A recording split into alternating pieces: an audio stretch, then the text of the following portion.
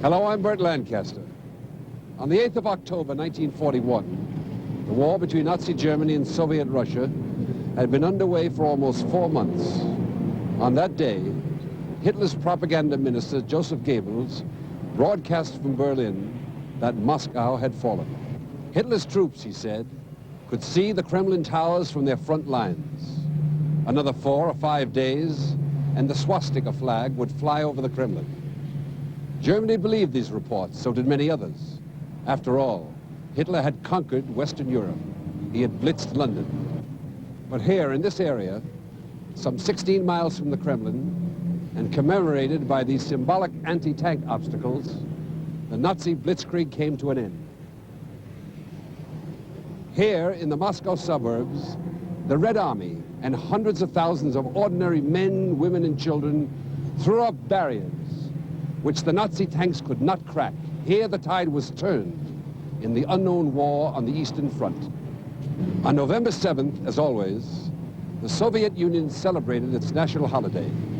Stalin addressed the troops in Red Square and then watched as Red Army units paraded past him through the snow and onto the front. In early December, the Red Army counterattacked. They pushed back Hitler's armies as far as 125 miles from Moscow. It was the first time in the Second World War that the mighty Nazi Wehrmacht was stopped. Our story, the battle for Moscow.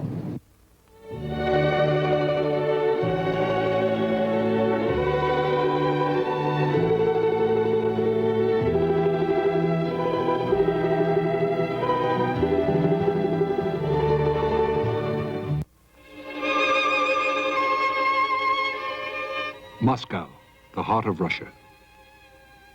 Moscow, where modern Russia began, where Vladimir Lenin lived and worked and planned the development of the Soviet state, and where his body lies for eternity.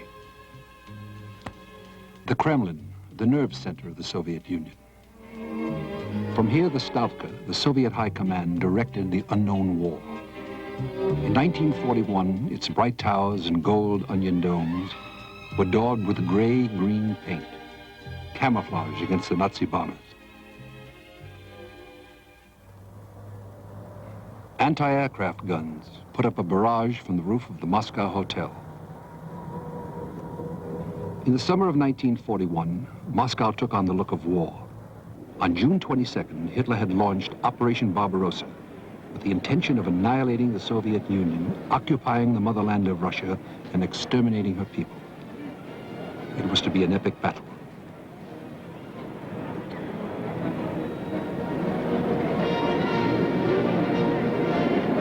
But the people of Moscow, sending their husbands, sons, and brothers to the front, still hoped that the war would be a short one.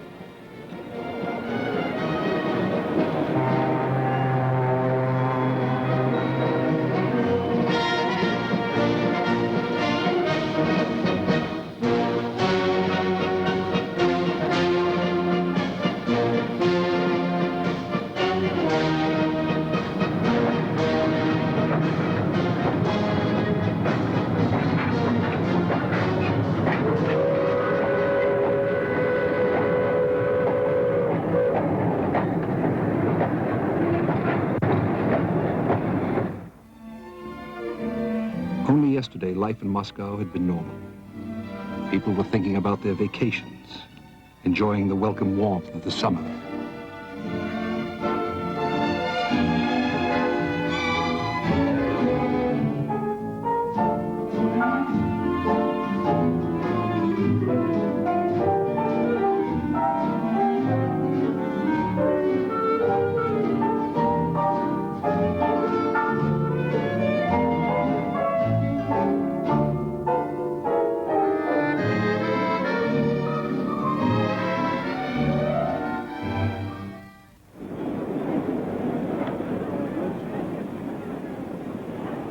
The Bolshoi was completing its season, with the great ballerina Ulanova dancing.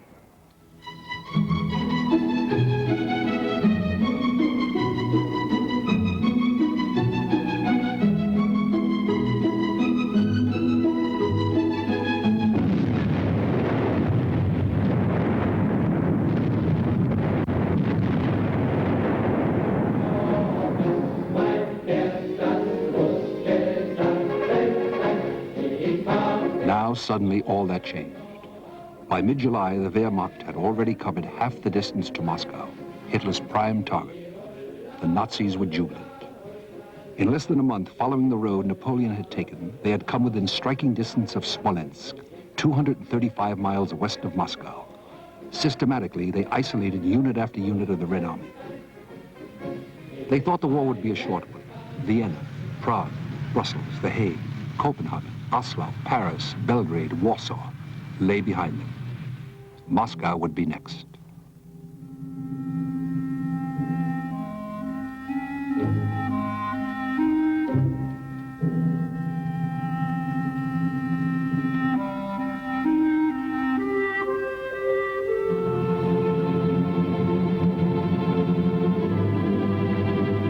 In July, the first serious air raids came to Moscow, and with them a growing awareness of danger. More anti-aircraft guns were mounted, and the defenses were dug, the women alongside the men.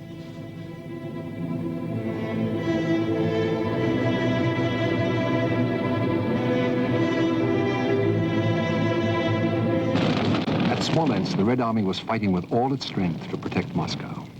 Some German tank crews were attacked so furiously that they could not open their turret hatches. Even Hitler was forced to acknowledge what he called the savage determination of the Russian infantry.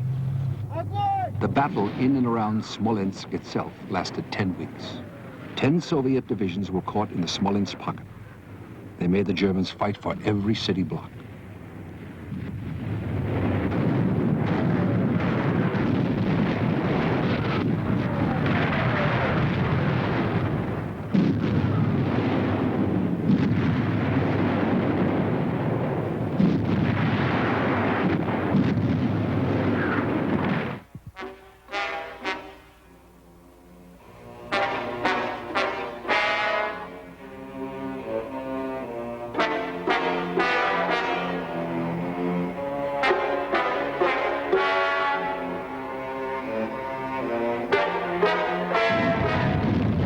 Much of it destroyed, Smolensk was in German hands by the beginning of September. Its defense had bought time, but at fearful cost to the Red Army. At the end of the month, the German High Command assessed the total Russian losses over all the front at 2.5 million men, 22,000 guns, 18,000 tanks, and 12,000 aircraft. Almost exactly the figures for the total Russian strength the Nazis had thought they would have to face and to overcome to win the war. German intelligence had blundered. The Russians were fighting as hard as ever, and Moscow was still over 200 miles away.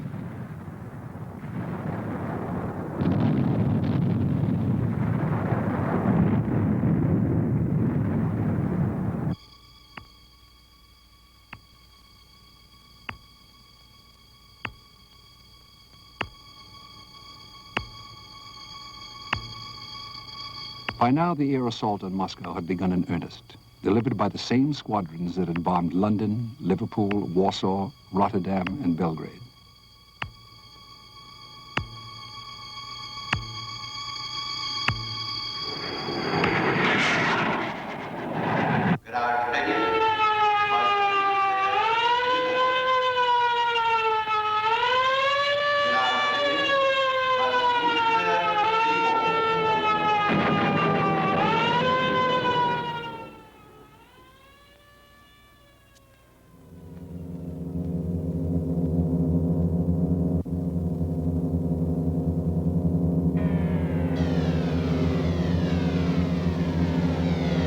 The Moscow subway system, one of the most spacious in the world, became a shelter for hundreds of thousands of ordinary Muscovites.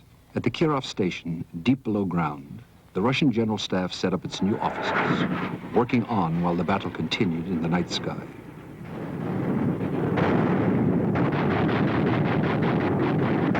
In the first month of their raids on Moscow, the Nazis lost 200 of their bomber pilots.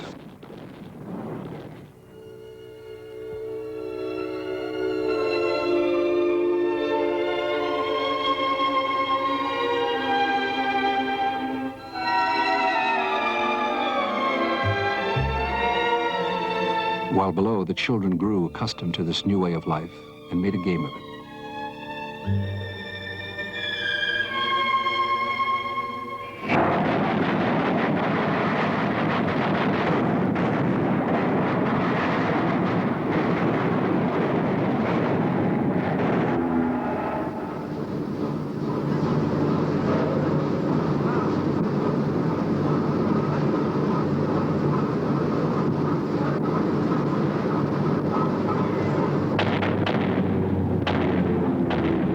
bombing did not seriously interrupt Moscow's industries. Most of the capital's plants had already switched to armaments. Despite the heavier raids of August and September, their output increased. They rushed it straight to the front.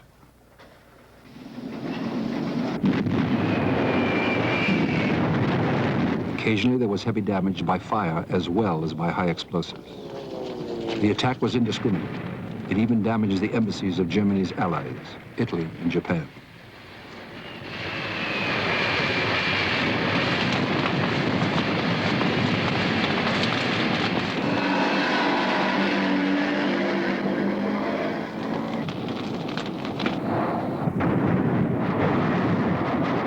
More and more often, the Soviet fighters scrambled and the siren sounded. Moscow's landmarks began to suffer. Moscow University, the famous Vakhtangov Theater, the Prague restaurant, and even the Kremlin suffered minimal damage from a bomb. And it gave Moscow's children a new hobby, collecting souvenirs, bomb fragments made in Germany.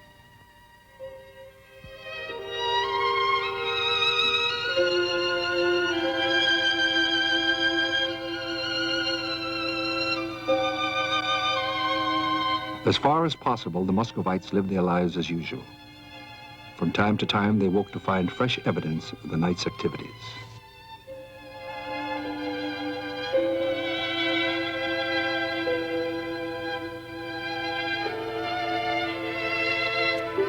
Each morning, they stood in line for news from the front. It was not encouraging. The Nazis were very far from being contained.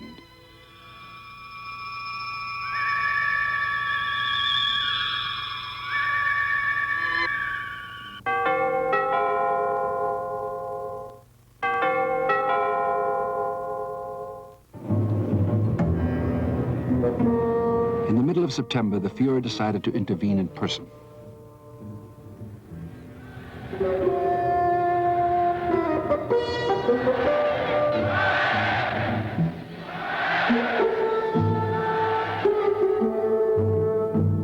At the German field headquarters, he unveiled his new plan. Moscow must be surrounded in such a way that not a man, woman, or child could escape. Then the city was to be flooded. Hitler ordered a huge sea must conceal the Russian capital from the civilized world. Hitler christened it Operation Typhoon.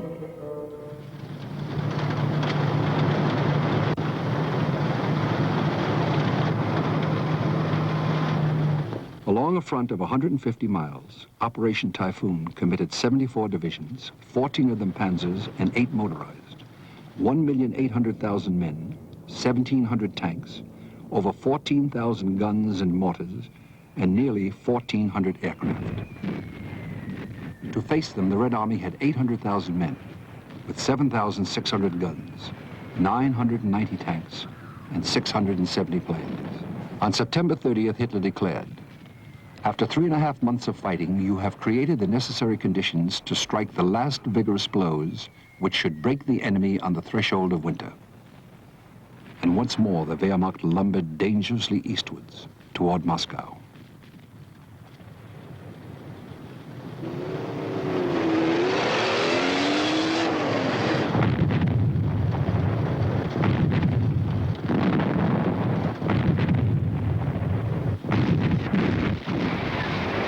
Three days after the start of their attack, the Nazis claimed a breakthrough in the center. On the 4th day, they took Orel without pausing. They had pinned down major Soviet forces in one pocket near Vyazma and another near Bryansk. Goebbels announced, "The annihilation of this army group has definitely brought the war to a close." The encircled Soviet divisions fought on. Their fierce resistance slowed the Nazi pincers and allowed the Soviet High Command to make a fighting withdrawal of the rest of its troops.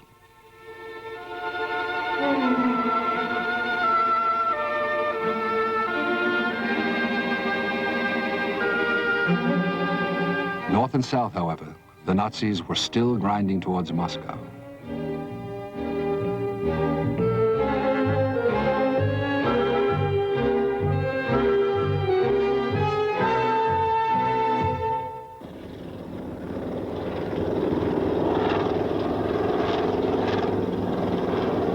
was the hour of decision. Early in October, Stalin summoned General Zhukov to Moscow from his Leningrad command, intending to place him in command of the Western Front protecting Moscow. That front was beginning to crumble away. Zhukov recalls those days. 7 числа я вылетел в Москву. В Москву прилетел уже вечером и сразу же направился. I arrived in Moscow on the evening of October 7th and immediately went to Stalin's apartment in the Kremlin. He had the flu, but he was working. Поздоровавшись, кивком головы, он предложил посмотреть на карту и сказал: вот смотрите, какая сложилась обстановка на западном направлении. He greeted me with a nod and pointed to the map in front of him. Look at the front, he said. I can't get an exact report on what's happening, where the enemy is, where our troops are. Если вы можете, поезжайте немедленно в штаб Западного фронта. If you can, go straight to Western Front headquarters and study the situation there. Call me anytime, day or night. I'll be waiting. В западном направлении сложилась крайне опасная The обстановка. situation on the Western Front was very dangerous. Practically all the roads to Moscow were open. It was the most critical moment of the entire war, and Moscow was preparing for the worst. The diplomatic corps had left, and so had many of the government officers. Stalin and the Stavka stayed. Whole factories were now moved to the east by train.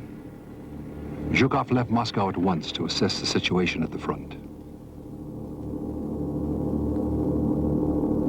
New defense lines were formed in the area of Mozhaisk. Stalin appointed Zhukov to command on October 10th.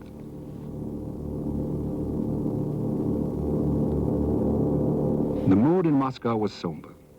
People were listening to news of the heavy losses at Vyazma and Bryansk. With the Nazis only 40 miles away, the Muscovites could hear the distant thunder of the battle line.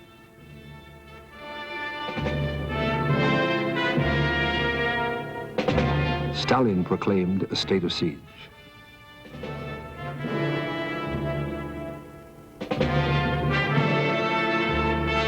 The Moscow Communist Party called on everyone to defend the city.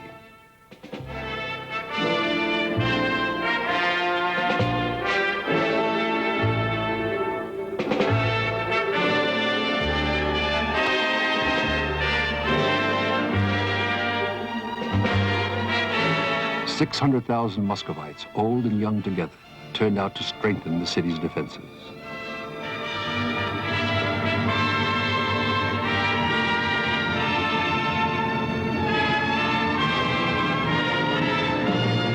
Most of Moscow's manpower volunteered for the workers' battalions. The new infantry, hastily trained, was to march out at once against the Nazi veterans.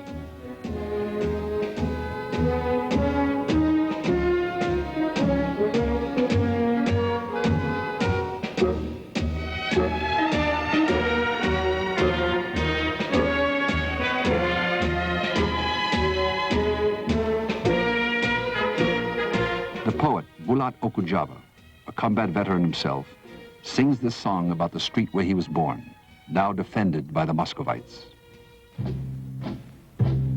Над нашими домами разносится набат, из темнения улицы одела.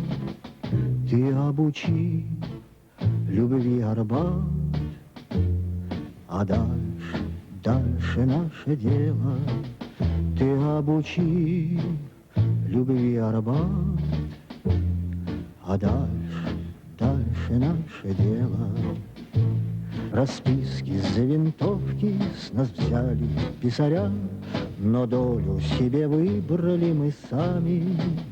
Прощай, Москва, душа твоя всегда, всегда пребудет с нами. Прощай, Москва, душа твоя всегда, всегда пребудет с нами.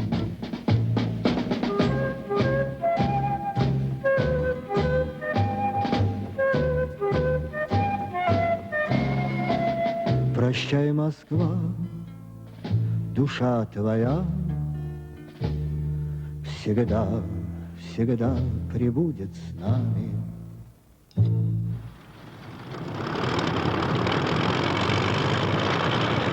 By now, the Nazi panzers were in trouble. Soviet resistance was stiffening all the time, and rain and sleet turned the country roads to mud. Goebbels announced a temporary halt due to weather conditions.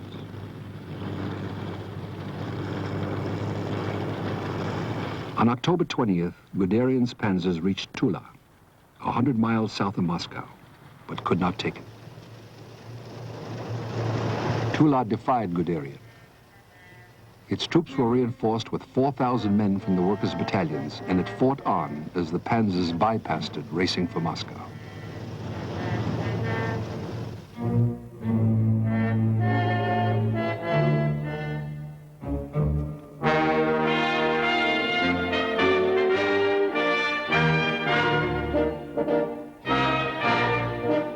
While the militiamen of Tula prepared to defy the German flood, Guderian's panzers had been attacked by some new Russian tanks, the new T-34s, and they were superior to anything in the German arsenal.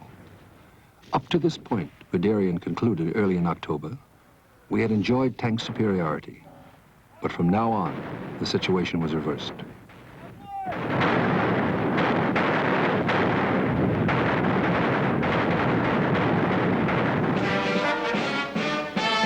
In one area, the German operations map showed obstacles at 2 military schools.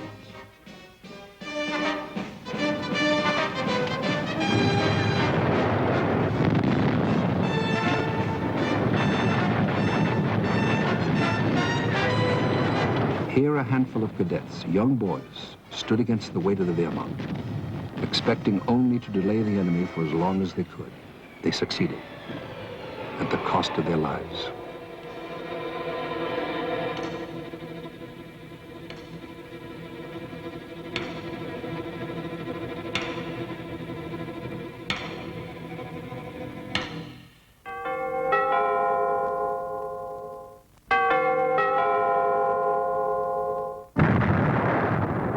The longer the Red Army could delay the Nazis, the more time to regroup and resupply.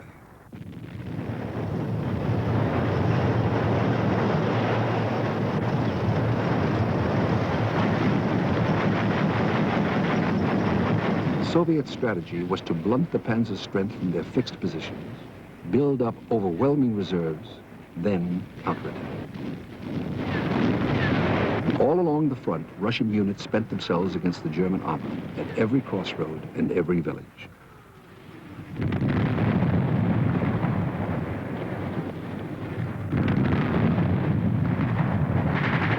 One small unit had only 28 men left, but it accounted for 50 Nazi tanks.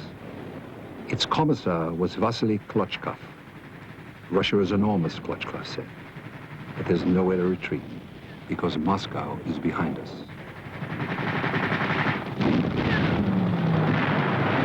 Klochkov died in the fight, and with him his general, Ivan Panfilov.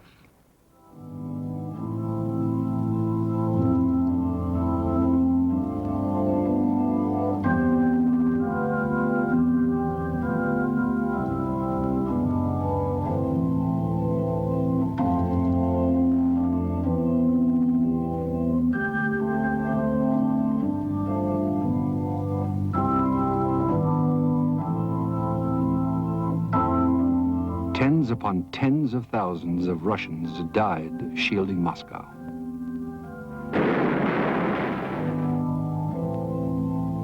They are remembered.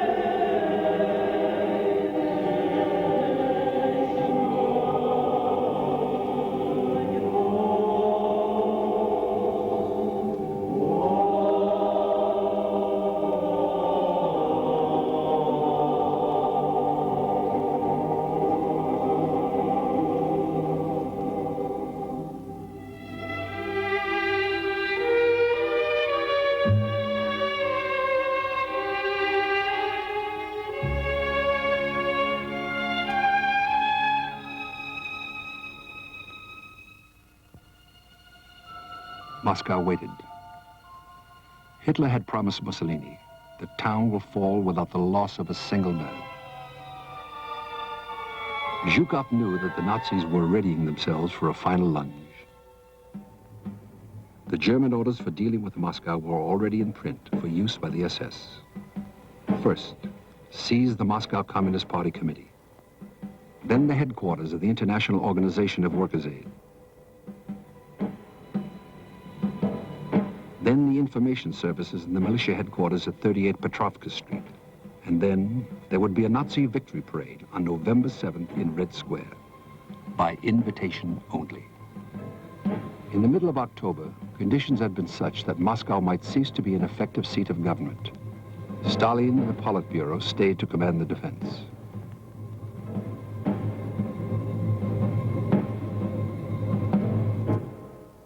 In defiance of the German threat, on November 7th, the traditional Soviet military parade took place in a light fall of snow.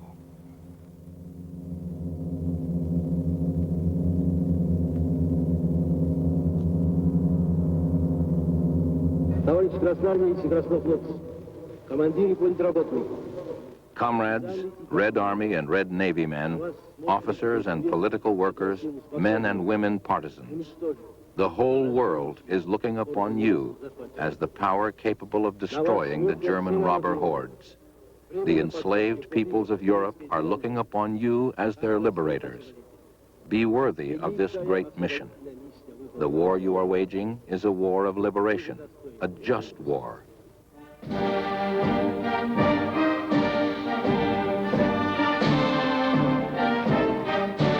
Many of the troops marched straight to the front lines.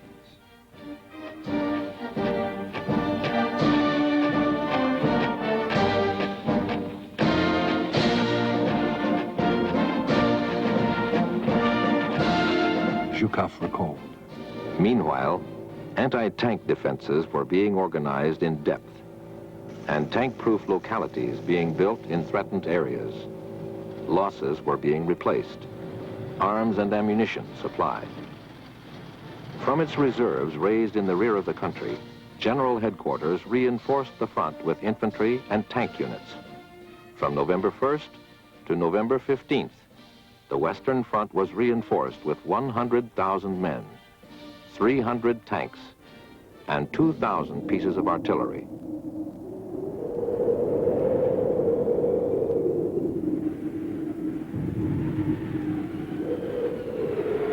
The ground was as hard as iron, and the cold was becoming cruel.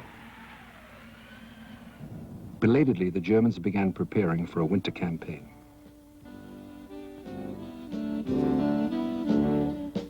Hitler arrived to inspect the arrangements. He had ordered a new offensive to begin on November 15th.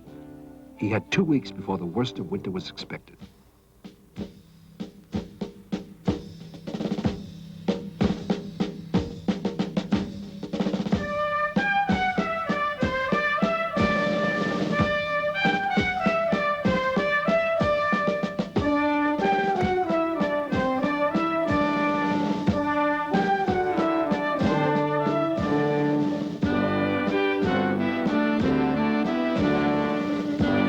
Clothing came in from all over occupied Europe, like Christmas presents.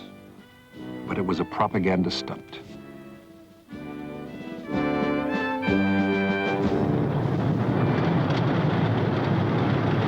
What Hitler saw was only window dressing. All that arrived was enough to issue 1 set of winter clothing to every 100 men. Most had only thin denim combat overalls, which they stuffed with newspapers. Some even used German propaganda leaflets, which read, "Surrender is the only sensible course, as the issue has finally been decided."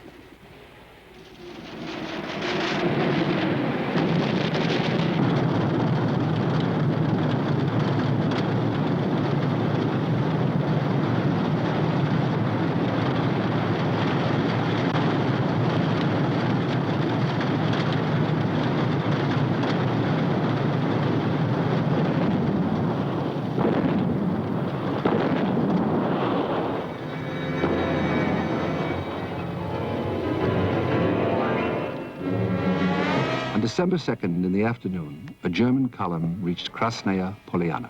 16 miles from the center of Moscow. It was as close as any German would come to realizing Hitler's dream. Moscow was now within range of the Nazi heavy artillery.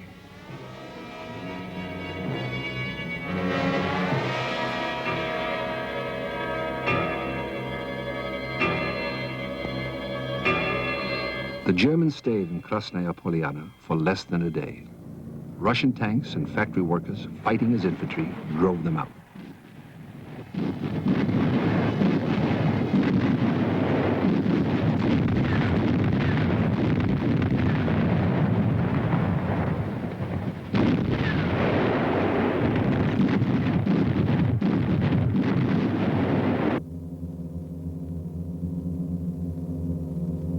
Zhukov had planned well.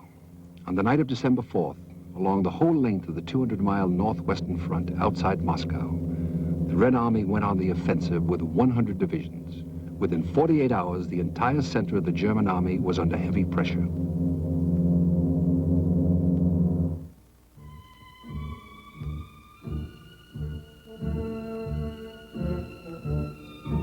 The Soviet Supreme Command had released its strategic reserve to Zhukov. They were the divisions from Siberia, fit, strong, fresh, superbly trained. Hitler had ordered no withdrawal, but it was an order impossible to obey. The Nazis' three main battle groups lost contact with each other. Army Group Center came close to panic. On December 6th, Guderian wrote in his journal, "All the sacrifices and efforts of our brilliant troops have failed. We have suffered a serious defeat." He retreated 100 miles in 10 days.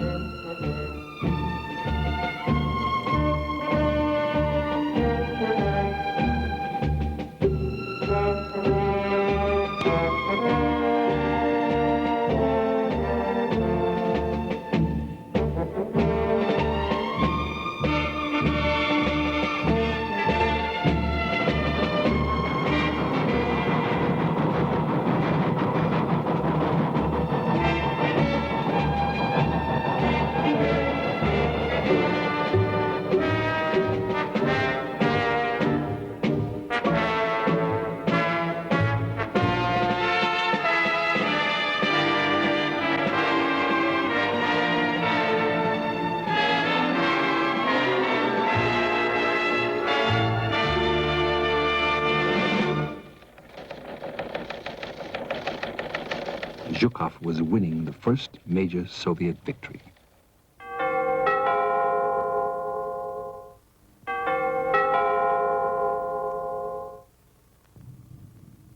North of Moscow, on the Kalinin front, General Konev orchestrated his formidable artillery. It was a sound as welcome as a victory march. In the first week of December, Hitler conceded that victory could no longer be achieved that year.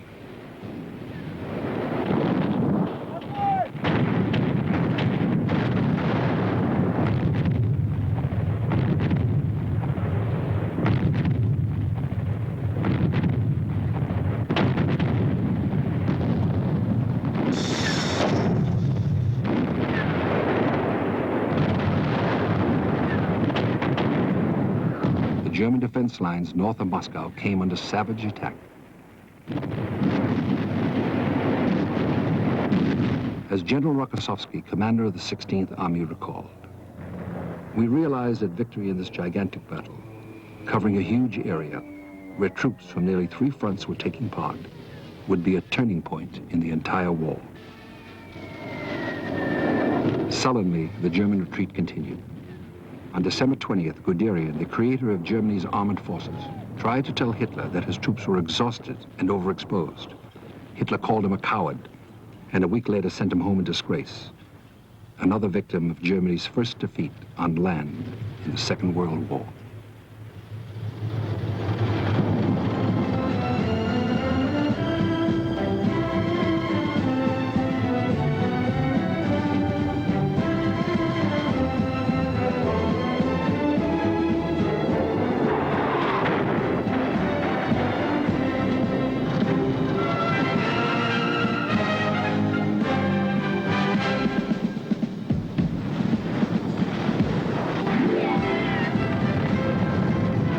By the end of February, the chief of the German General Staff reported 112,000 of his men were suffering from frostbite.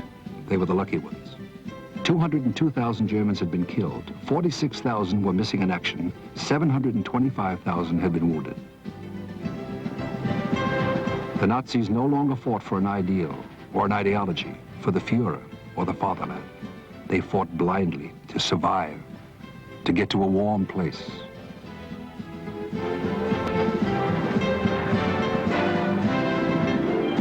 The intensity of the counteroffensive raised the battle to a gigantic scale.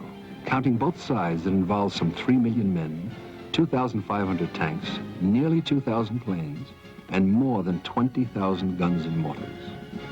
The full force of the Soviet counteroffensive abated without having achieved a deep penetration. But the Red Army continued to savage the Germans through the depth of winter, reducing the Wehrmacht's will as it staggered away from Moscow. Wrecked once by the Nazi advance, the villages were harrowed again by their retreat.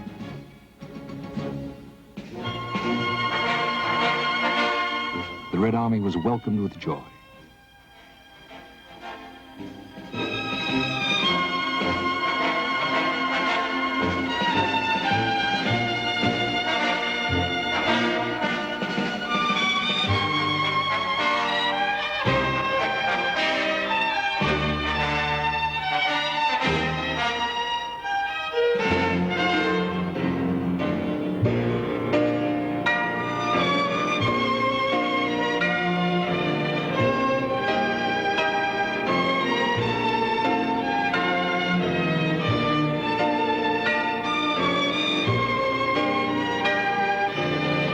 Home was home, wrecked or not.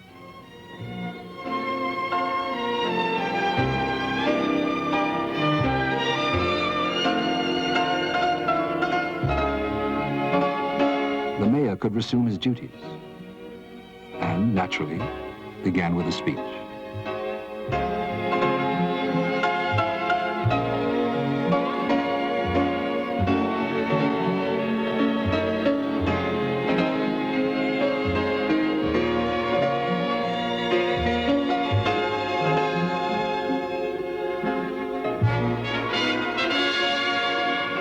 Once more, the Red Army went on its way.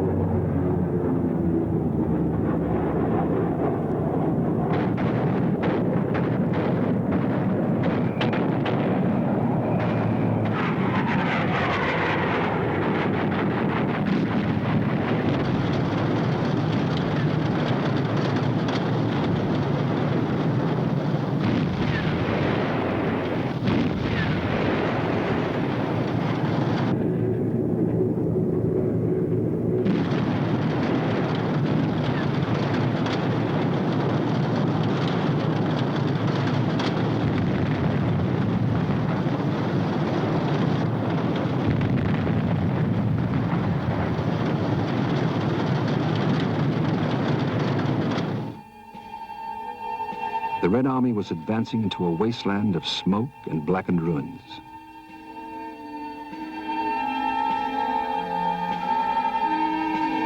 The Nazis even burned what grain they could not carry. In places, enough for an entire town.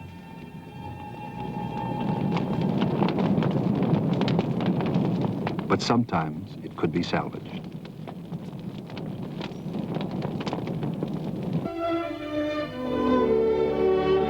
The Germans in retreat destroyed wantonly, leaving a litter of precious things, the souvenirs of a lifetime. The town of Klin, home of the genius of Russian music, Tchaikovsky.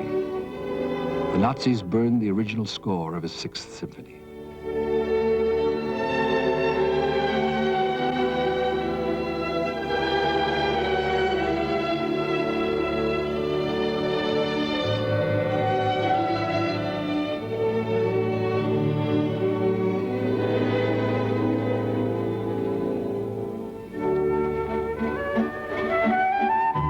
Yasnaya Polyana, the home of Tolstoy.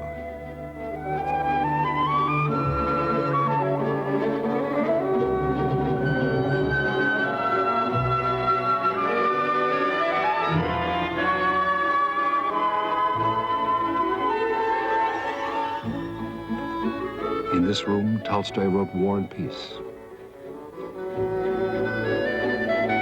The Nazis used it for a barracks. When they left, they set it afire.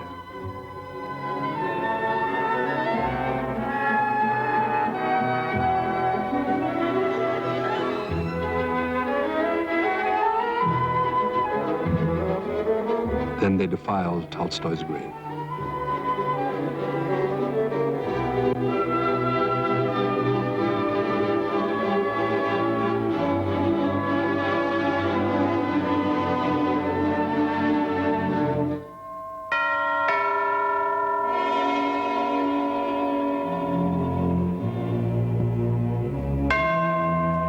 Nothing was sacred. If they spared the priest, the Nazis left the sanctuary a charnel house.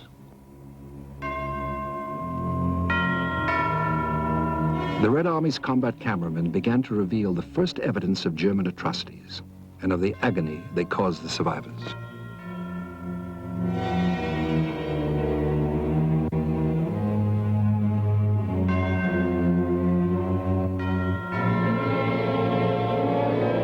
Hitler had called it the New Order. It was new, and it was bestial. It treated human beings as if they were mere objects. It reduced people to nothing.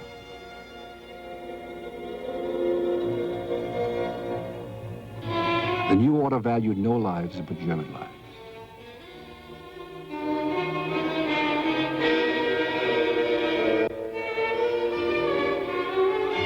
It left the dead anonymous.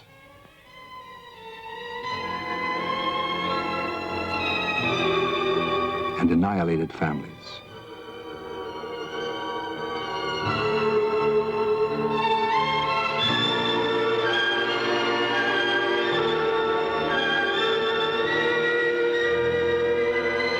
The New Order degraded whatever it touched and scarred the souls of those who survived it.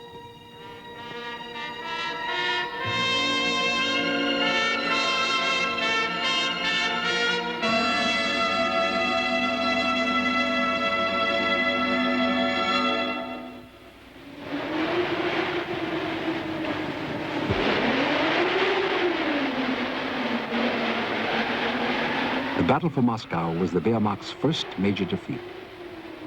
The Soviets had achieved three things. They had saved their capital. They had shattered the myth of German invincibility forever. And they had shown the world Russia's ability to turn the tide.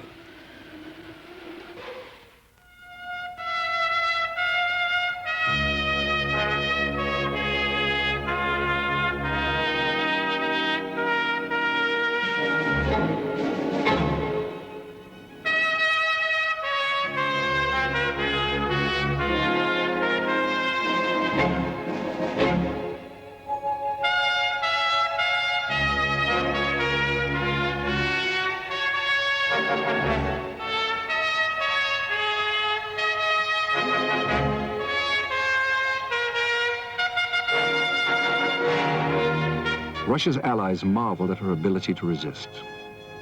Sir Anthony Eden, Britain's Foreign Secretary.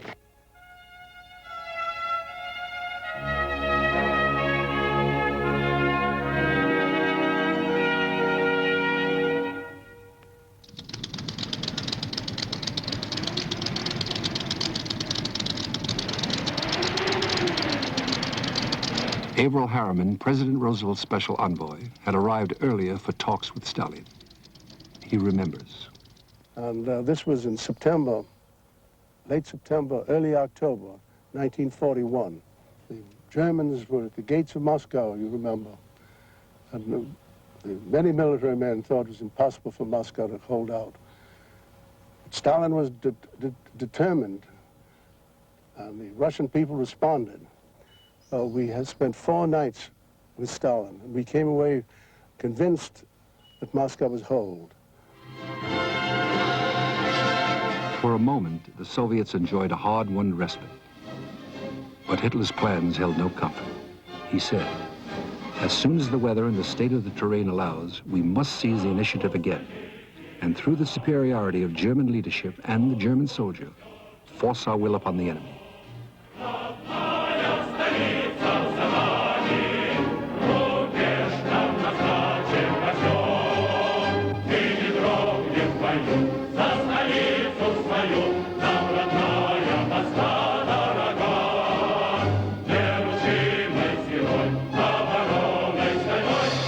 In spite of the Red Army's efforts, the Germans were still within striking distance of Moscow.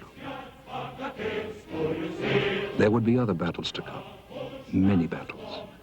The unknown war had only just begun. There would be 3.5 more years of battles.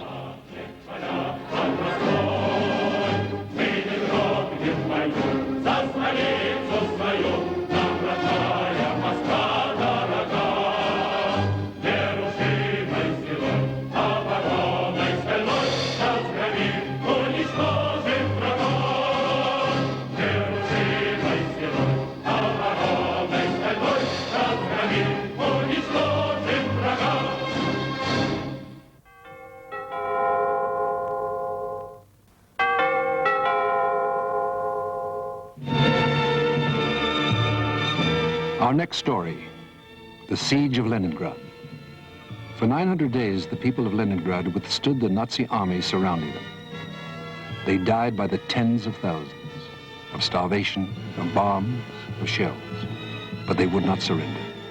And Leningrad became one of the hero cities of the unknown war.